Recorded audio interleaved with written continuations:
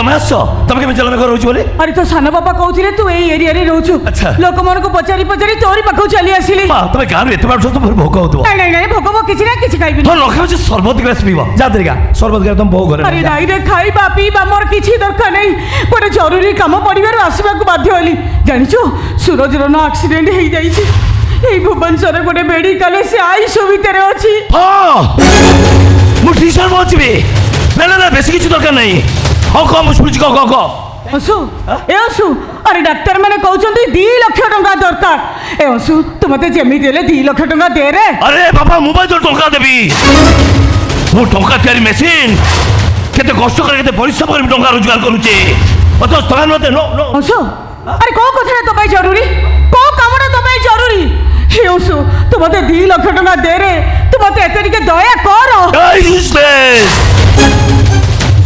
দয়া মায়া স্নেহ মমতা বলে কিছু নাই ব্যাগ তোমার মনে কিয়ে তোর সব সম্পর্ক কর অসু এ অসু আরে মতে যেমিতি হেলে 2 লক্ষ টাকা দে তুমি চুপ বহুত কপুছ তো বহুত কপুছ না না মানে হ্যাঁ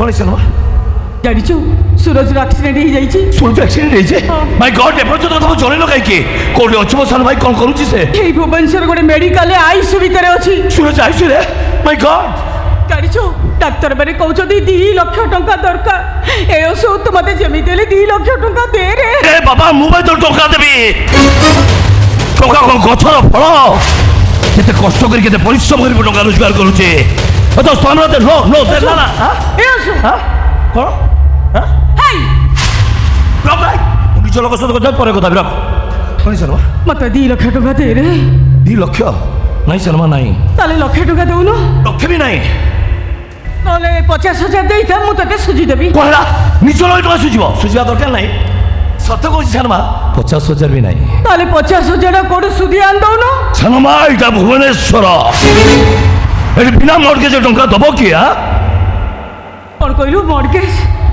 মর্গেজ বলি কহিলে তো আম পাখে কিছু বি নাই কাহাকু টঙ্কা মাগিবি কোঠু আনিবি জানিଛୁ অংশু সুরজ যদি কিছু হয়েଯିବ না তো সান বাবা পাগল হয়েଯିবে আমু কান্থ বাড়রে মুন্ড পিটি পিটি মরিଯିବି শর্মা সুরজ যেমি তোমার পুয় সে ঠিক সেমি মো সান ভাই সারি সুবিধা বঞ্চা পাই সংঘর্ষ করে দাও শুনে তুমি যেতিকি ব্যস্ত মু বি সেতি বিব্রত তা জীবন মর্যাদা তোমার যেতিকি দায়িত্ব মোর সেতি কর্তব্য কোন করিবি কহিল সানমা তোর এভଳି পরিস্থিতিরে মু কিছু বি টঙ্কা সাহায্য করিপারুনি তুমি ফেরি যাও সানমা তুমি আউ কোটি টঙ্কার ব্যবস্থা করিয়া যাও আরে আর কোঠু ব্যবস্থা করিবি হে ভুবনেশ্বরে তোম ভাই ভৌণী কি ছাড়ি দেলে কিয়ে মোর চিহ্না জনা আছে যে কাহা পাখু যাই মু টঙ্কা মাগিবি জানিଛୁ অংশু মু যেতବେଳେ তো সান বাপা কইলি চাল ଯିବା ଅଂଶୁ ପାଖକୁ ଟଙ୍କା ମାଗିବାକୁ তো ସାନ ବାପା କ'ଣ କହିଲେ ଜାଣିଛୁ ମୋଟେ ଯାନା ଜମା ଯାନା ଅଂଶୁ ତତେ ଗୋଟେ ଟଙ୍କା ବି ଦବନି সানমা তুমি তুমি কইছো বাহু টঙ্কা আছে মু জানিছি টঙ্কা দউনে দাও কম মাই গড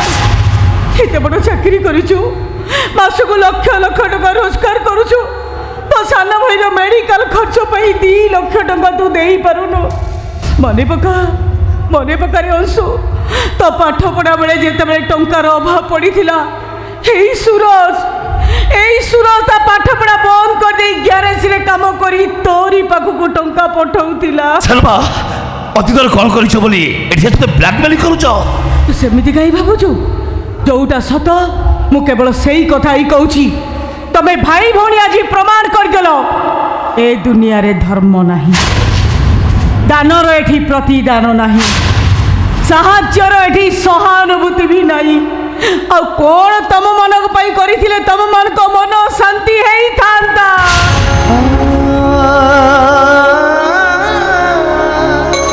এড়িকি টিকি টিকি হেইছিল তম মনক মা তমকু ছাড়ি ঘর ছাড়ি চালি গলা বাপা চালি গলে আর পারিকু তম মনক বিকল কান্দনা সহি ন পারি মো পিলা মানকু হত্যাদর করি তম 2 জনকু কোলকু টাণি আনিଥିଲି কেবে বি ভাবি নথিলি তমে মানে মো পুଅ ঝিও নুহ মো পুতুরা ঝিয়ারি বলি আরে এই ছাত্র সিনা ক্ষীর খাইবাকু দেইনি হেলে এই হাতেরে তম মানকর ঝাড়া পরিস্রা সফা করিবা পাই এতে টিকে বি মু ঘৃণা করি নথিলি এই পণ দোকানীকু মো পিলা মানক উপরু কাড়ি নেই তম মানক উপরে ঢাঙ্কি নেইଥିଲେ পাঠ সাঠ পড়ে এ দুনিয়া দাণ্ডরে মଣିଷ পরি মଣିଷ ଶେଷ କରି ଠିଆ କଲି। କ'ଣ ମିଳିଲା ମତେ? ଆରେ କ'ଣ ପାଇଲି ମୁଁ? କ'ଣ ପାଇଲି? ବାସ୍ ବାସ୍ ବାସ୍ ତମାନଙ୍କ ଦୟା ଦାନ ତ୍ୟାଗର କାହାଣୀ ମତେ ବହୁତ ଶୁଣେଇଲ ଆଉ ମୁଁ ବହୁତ ଶୁଣିଲି। ଆଉ କିଛି ନ କହି ଚୁପଚାପ ଏଠୁ ଚାଲିଯାଅ। ନ ଯାଇ ଏଠି କ'ଣ ଠିଆ ବି ତୋ ପାଖରେ ହାତ ପତେଇ ଭିକ ମାଗିବା ପାଇଁ? ମୋ ପୁଅଟା ମରିଯିବ ତ ମରିଯାଉ। ଏଇ ହାତରେ ତାର ଏନ୍ତୁଳି ଜାଳିଥିଲି, ଏଇ ହାତରେ ତାର ଜୁଇ ଜାଳିଦେବି। ହେଲେ କେବେ ବି ତୋ ପାଖକୁ ଟଙ୍କା ମାଗିବାକୁ ଆସିବିନି, କେବେ ବି ଆସିବିନି ମୁଁ। ଭଲ ଭଲ ଯିବ ନା ଧକ୍କା ମାରି ବିଦା କରିବେ? ମା ଧକ୍କା, ଧକ୍କା ନ ମାରିଲେ ମୋ ଋଣ ତୁ ସୁଝିବୁ କେମିତି? ମାର ଧକ୍କା। ଆରେ ମା। ଶର୍ମା ଶର୍ମା ଅଂଶୁ, ତମେ ଆସ। ତମେ କେମିତି ଜାଣିଲ ଘର ରହୁଛି ବୋଲି? ଆରେ ତ ସାନ ବାପା କହୁଥିଲେ ତୁ ଏଇ ଏରିଆରେ ରହୁଛୁ। ଆଚ୍ଛା। ଲୋକମାନଙ୍କୁ ପଚାରି ପଚାରି ତୋରି ପାଖକୁ ଚାଲି ଆସିଲି। ମା ତମେ ଗାଁରୁ ଏତେ ବାଟ ତମର ଭୋକ ହଉଥିବ। ନାଇଁ ନାଇଁ ନାଇଁ, ଭୋଗ କିଛି ନା କିଛି ଖାଇବିନି। ହଁ ନ ଖାଉଛି ସରବତ ଗ୍ଲାସ ପିଇବ। ଯା ଦେରିକା ସରବତ ଗ୍ଲାସ ତମ ବୋଉ ଘରେ ଆରେ ନାଇଁ ରେ, ଖାଇବା ପିଇବା ମୋର କିଛି ଦରକାର ନାହିଁ। ଗୋଟେ ଜରୁରୀ କାମ ପଡ଼ିବାରୁ ଆସିବାକୁ ବାଧ୍ୟ ହେଲି। ଜାଣିଛୁ ସୁରଜର ନା ଆକ୍ସିଡେଣ୍ଟ ହେଇଯାଇଛି। ଏଇ ଭୁବନେଶ୍ୱରରେ ଗୋଟେ ମେଡିକାଲ, ସେ ଆଇସିୟୁ ଭିତରେ ଅଛି। ହଁ ମୁଁ ଠିକ୍ ସମୟ ପହଞ୍ଚିବି। ନା ନା ନା ବେଶୀ କିଛି ଦରକାର ନାହିଁ। ହଁ କହ ମୁଁ ଶୁଣୁଛି, କହ କହ କହ। ଅଂଶୁ, ଏ ଅଂଶୁ, ଆରେ ଡାକ୍ତର ମାନେ କହୁଛନ୍ତି 2 ଲକ୍ଷ ଟଙ୍କା ଦରକାର। ଏ ଅଂଶୁ, ତୁ ମତେ ଯେମିତି ହେଲେ 2 ଲକ୍ଷ ଟଙ୍କା ଦେ ରେ। ଆରେ ବାବା ମୁଁ ବା ଟଙ୍କା ଦେବି। ମୁଁ ଟଙ୍କା ତିଆରି ମେସିନ୍। କେତେ କଷ୍ଟ କରି କେତେ ପରିଶ୍ରମ କରି ଟଙ୍କା ରୋଜଗାର କରୁଛି। ଅଥଚ ତମେ ମତେ ଅଂଶୁ, ଆରେ କୋଉ କଥାଟା ତୋ ପାଇଁ ଜରୁରୀ? କୋଉ କାମଟା ତୋ ପାଇଁ ଜରୁରୀ? ହେ ଅଂଶୁ, ତୁ ମତେ 2 ଲକ୍ଷ ଟଙ୍କା ଦେ ରେ। ତୁ ମତେ ଏତେ ଟିକେ ଦୟା କର। ଦୟା ମାୟା ସ୍ନେହ ମମତା ମୋର କିଛି ନାହିଁ ଭାଇ। ତୁମମାନେ ମୋର କିଏ? ତୋ ସହ ସମ୍ପର୍କ କ'ଣ? ଅଂଶୁ, ଏ ଅଂଶୁ, ଆରେ ମତେ ଯେମିତି ହେଲେ 2 ଲକ୍ଷ ଟଙ୍କା ଦେ। ତୁ ଭାଇ ଚୁପ୍। ବହୁତ ଗପୁଛୁ, ବହୁତ ଗପୁଛୁ। ନାଇଁ ନାଇଁ ମାନେ କ'ଣ ହେଇଛି ନା? ଜାଣିଛୁ ସୁରଜର ଆକ୍ସିଡେଣ୍ଟ ହେଇଯାଇଛି। ସୁରଜ ଆକ୍ସିଡେଣ୍ଟ ହେଇଛି? ମାଇ ଗଡ୍, ଏପର୍ଯ୍ୟନ୍ତ କଥା ଜଣେଇଲ କାହିଁକି? କୋଉଠି ଅଛି ମୋ ସାନ ଭାଇ? କ'ଣ କରୁଛି ସେ? ଏଇ ଭୁବନେଶ୍ୱର ଗୋଟେ ମେଡିକାଲରେ ଆଇସିୟୁ ଭିତରେ ଅଛି। ସୁରଜ ଆଇସିୟୁରେ? ମାଇ ଗଡ୍। ଜାଣିଛୁ ଡାକ୍ତର ମାନେ କହୁଛନ୍ତି 2 ଲକ୍ଷ ଟଙ୍କା ଦରକାର। ଏ ଅଂଶୁ, ତୁ ମତେ ଯେମିତି ହେଲେ 2 ଲକ୍ଷ ଟଙ୍କା ଦେ ରେ। ଏ ବାବା ମୁଁ ଭାଇ ତ ଟଙ୍କା ଦେବି। ଟଙ୍କା କ'ଣ ଗଛର ଫଳ? କେତେ କଷ୍ଟ କରି କେତେ ପରିଶ୍ରମ କରି ଟଙ୍କା ରୋଜଗାର କରୁଛି। ତ ସ୍ଥାନ নো নো দেনা না।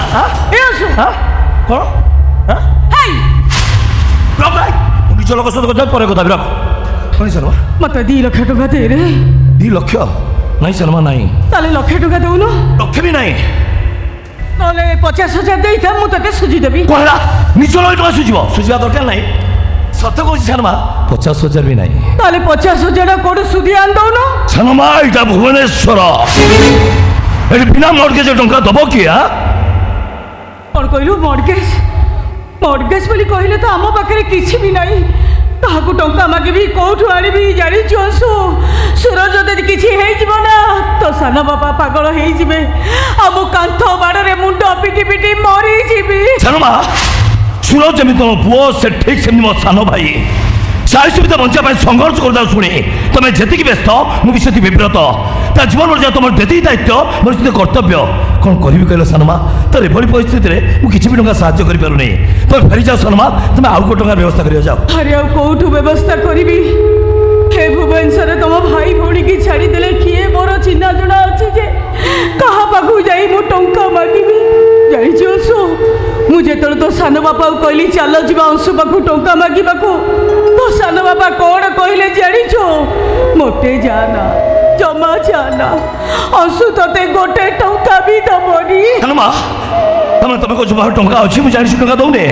ମାଇ ଗଡ୍, ଏତେ ବଡ଼ ଚାକିରି କରିଛୁ, ମାସକୁ ଲକ୍ଷ ଲକ୍ଷ ଟଙ୍କା ରୋଜଗାର କରୁଛୁ, ତୋ ସାନ ଭାଇର ମେଡିକାଲ ଖର୍ଚ୍ଚ ପାଇଁ 2 ଲକ୍ଷ ଟଙ୍କା ତୁ ଦେଇପାରୁନୁ।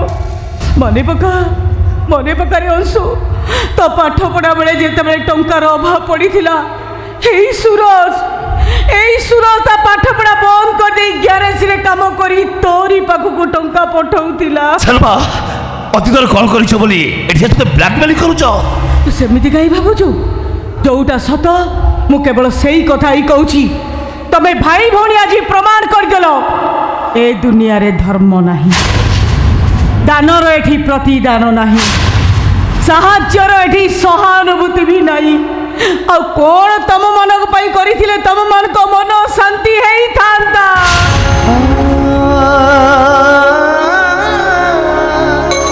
ଏଡ଼ିକି ଟିକେ ଟିକେ ହେଇଥିଲ ତମମାନଙ୍କ ମା ତମକୁ ଛାଡ଼ି ଘର ଛାଡ଼ି ଚାଲିଗଲା। ବାପା ଚାଲିଗଲେ ଆର ପାରିକୁ। ତମମାନଙ୍କ ବିକଳ କାନ୍ଦଣା ସହି ନ ପାରି ମୋ ପିଲାମାନଙ୍କୁ ହତ୍ୟାତର କରି ତମ 2 ଜଣଙ୍କୁ କୋଳକୁ ଟାଣି ଆଣିଥିଲି। କେବେ ବି ଭାବିନଥିଲି ତମେ ମାନେ ମୋ ପୁଅ ଝିଅ ନୁହଁ, ମୋ ପୁତୁରା ଝିଆରୀ ବୋଲି।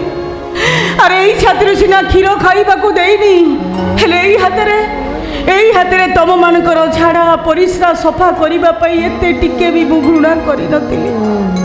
ଏଇ ପଣତକାନିକୁ ମୋ ପିଲାମାନଙ୍କ ଉପରୁ କାଢ଼ି ନେଇ ତମମାନଙ୍କ ଉପରେ ଢାଙ୍କି ଦେଇଥିଲେ। ପାଠଶାଠ ପଢ଼ି ଏ ଦୁନିଆ ଦାଣ୍ଡରେ ମଣିଷ ପରି ମଣିଷ କରି ଠିଆ କଲି। କ'ଣ ମିଳିଲା ମତେ? ଆରେ କ'ଣ ପାଇଲି ମୁଁ?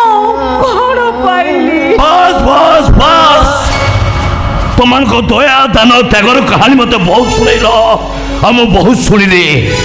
ଆଉ କିଛି ନ କହି ଚୁପଚାପ ଏଠୁ ଚାଲିଯାଅ। ନ ଯାଇ ଏଠି କ'ଣ ଠିଆ ବି ତୋ ପାଖରେ ହାତ ପତେଇ ଭିକ ମାଗିବା ପାଇଁ? ମୋ ପୁଅଟା ମରିଯିବ ତ ମରିଯାଉ।